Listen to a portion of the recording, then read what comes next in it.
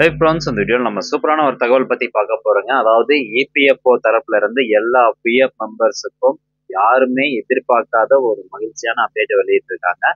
So first அந்த அப்டேட்டுக்கான circular பற்றி பார்த்துடலாம்.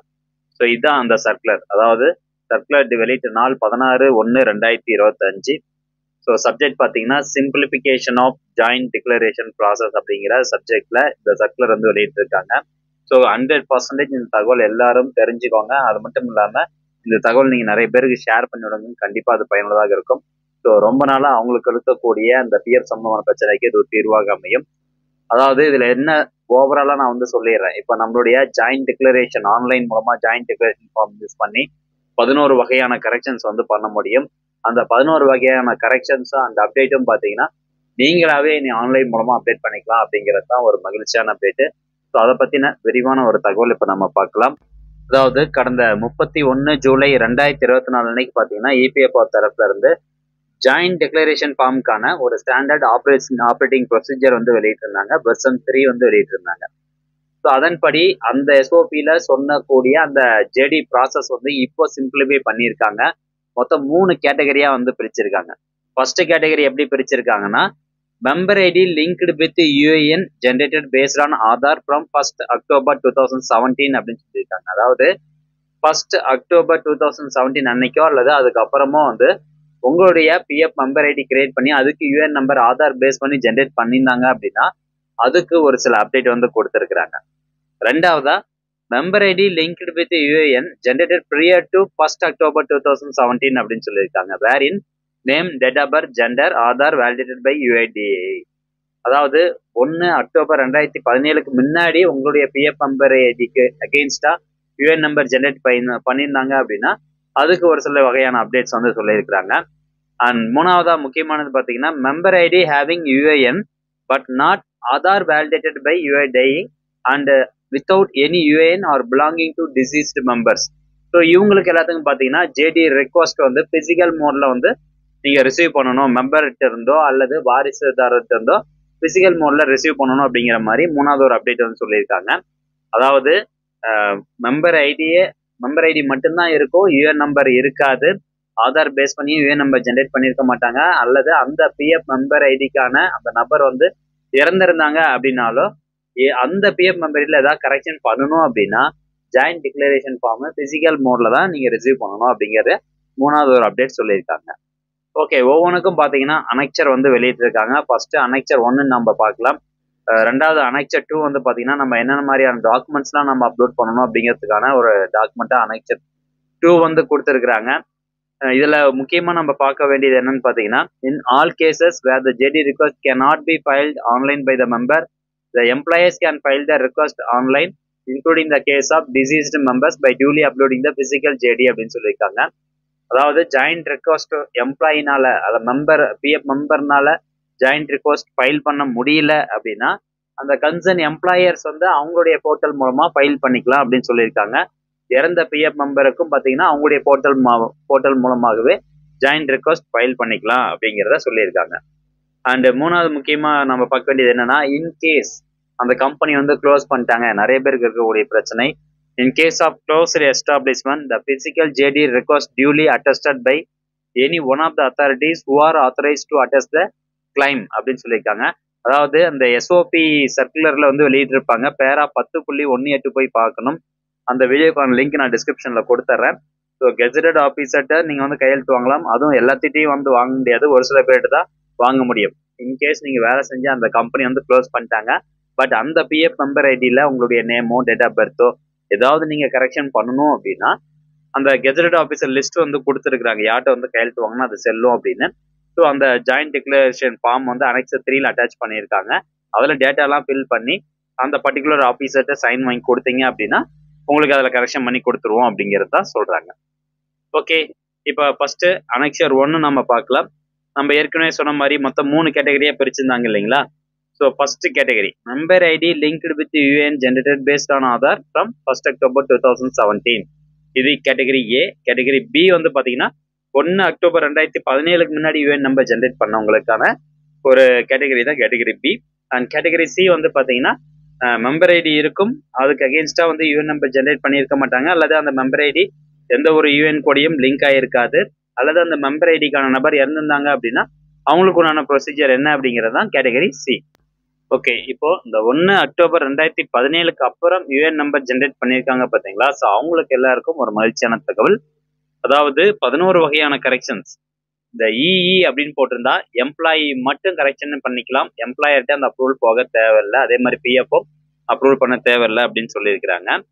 அதாவது இப்போ உதாரணத்துக்கு உங்களுடைய பிஎஃப் அக்கௌண்ட்ல name, date of birth, gender, nationality, அதே மாதிரி father name, mother name, marital status, spouse name, date of joining, date of leaving, இது எல்லாமே பார்த்தீங்கன்னா அந்த பர்டிகுலர் எம்ப்ளாயே வந்து கரெக்ஷன் பண்ணிக்கலாம். ஸோ அதுக்கு யாருக்குமே வந்து அது அப்ரூவலுக்கே வந்து போகாது. எம்ப்ளாயர்னுடைய டிஜிட்டல் சிக்னேச்சர் வந்து தேவை கிடையாது அப்படிங்கிற ஒரு மகிழ்ச்சியான தகவல் சொல்லியிருக்கிறாங்க.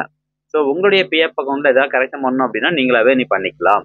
இந்த இஇ அப்படின்னு போட்டிருந்தாங்கன்னா எம்ப்ளாயி மட்டும் போதும், கரெக்ஷன் பண்ணிக்கலாம். இஇ அதுக்கப்புறம் இஆர் அப்படின்னு போட்டிருந்தாங்கன்னா எம்ப்ளாயி வந்து ஆன்லைன் மூலமா ஜாயின்ட் டிக்ளரேஷன் சப்மிட் பண்ணணும். அதுக்கப்புறம் எம்ப்ளாயர் அப்ரூவ் பண்ணாதான் கரெக்ஷன் ஆகும் அப்படிங்கிறது தான் இஆர். ஸோ இந்த எழுத்துக்கு வந்து விளக்கம் கீழே கொடுத்துருக்குறாங்க. இங்க பாத்தீங்கன்னா கொடுத்துருப்பாங்க. இன்னா எம்ப்ளாயி, இஆர் அப்படின்னா எம்ப்ளாயர், டிஏன்னா டீலிங் அசிஸ்டன்ட், ஏஓன்னா அக்கௌண்ட்ஸ் ஆஃபீஸர், ஏபிஎஃப்சின்னா அசிஸ்டன்ட் பிஎஃப் கமிஷனர் அப்படிங்கிறது அர்த்தம்.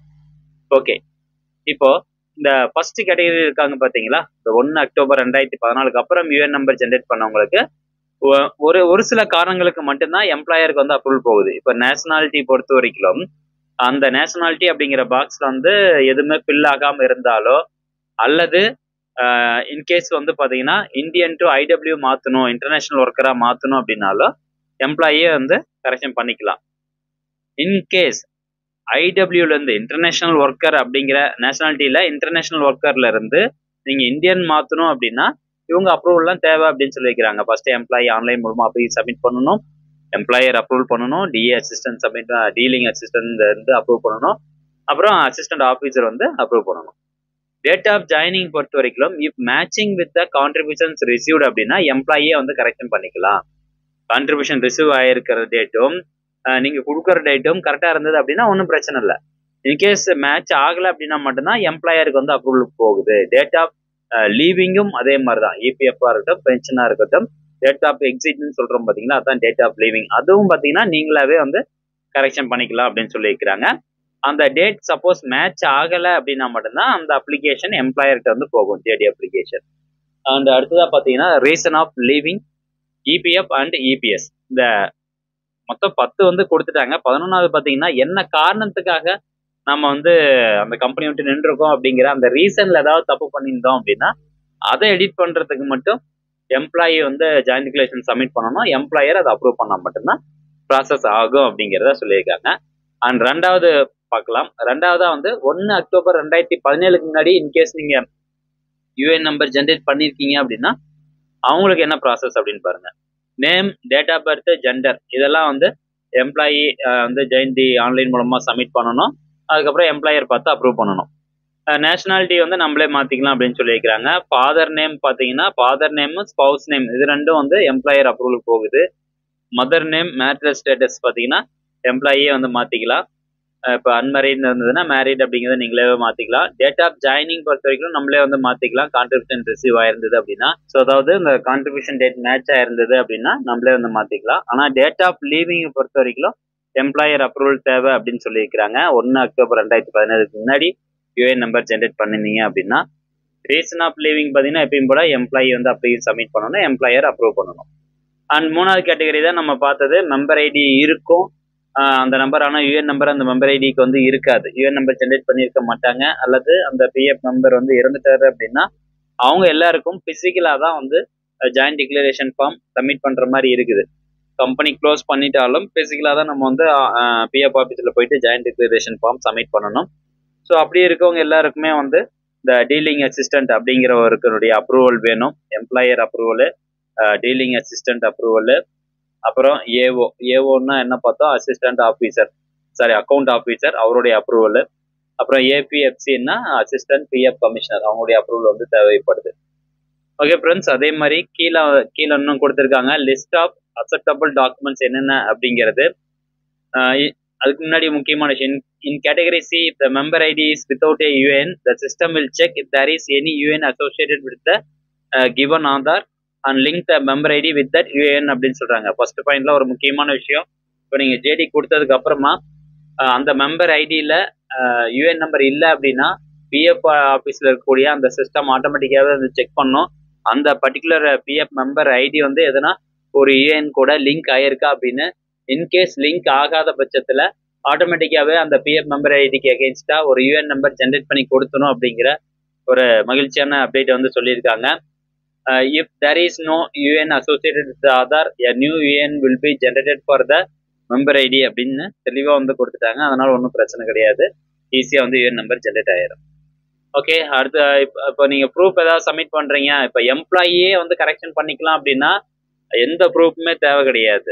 ஸோ எம்இன்னு போட்டிருக்கு பார்த்தீங்களா இதில், ஸோ இது எம்ப்ளாயியே வந்து கரெக்ஷன் பண்ணிக்கிறலாம் அப்படிங்கிற father name mother name. So இவங்களாம் வந்து எந்த ப்ரூஃபும் வந்து அட்டாச் பண்ண தேவை கிடையாது. இஇ அதுக்கப்புறம் இஆர்னு இருந்தால் மட்டும்தான், இஆர்னா எம்ப்ளாயர். ஸோ இந்த மாதிரி 2 பேர்த்துக்கு அப்ரூவல் போகும்போது தான் ப்ரூஃப் வந்து சப்மிட் பண்ணணும். மற்றபடி வந்து இன்னு இருந்தால் ப்ரூஃப் சப்மிட் பண்ண தேவையில்லை. அது ஒரு மகிழ்ச்சியான அப்டேட்டு. அண்ட் அதே மாதிரி அனெக்ஷர் 3 வந்து பார்த்தீங்கன்னா, இப்போ கம்பெனி வந்து க்ளோஸ் பண்ணிட்டாங்கன்னா இந்த மாதிரி ஃபார்மேட்டில் அந்த கவர்மெண்ட் கெசட்டட் ஆஃபீஸர்கிட்ட வந்து கையெழுத்து வாங்கி பிஎஃப் ஆஃபீஸில் கொடுத்து நீங்கள் ஈஸியாக வந்து கரெக்ஷன் பண்ணிக்கலாம். ஸோ சூப்பரான ஒரு அப்டேட்டு, சூப்பரான ஒரு சர்க்குலரு. முடிஞ்சளவுக்கு நிறைய பேருக்கு இந்த இன்ஃபர்மேஷனை ஷேர் பண்ணி விடுங்க. அண்ட் இந்த சர்க்குலர் டவுன்லோட் பண்ணுறதுக்கான பிடிஎஃப் லிங்க் வந்து பார்த்தீங்கன்னா என்னுடைய டெலகிராம் சேனலில் கொடுத்துருக்கேன். டெலகிராம் சேனலோட லிங்க் கீழே இருக்கக்கூடிய டிஸ்கிரிப்ஷன் பாக்ஸில் இருக்க, தேவைப்படுறவங்க டெலகிராம் சேனல் போயிட்டு இந்த சர்க்குலர் டவுன்லோட் பண்ணிக்கோங்க. அண்ட் அதே மாதிரி ஆன்லைன் மூலமாக இது எப்படி வந்து அப்டேட் வந்திருக்கு அப்படிங்கிறத என்னோட அடுத்த வீடியோவில் வந்து உங்களை எக்ஸ்பிளைன் பண்ணுறேன்.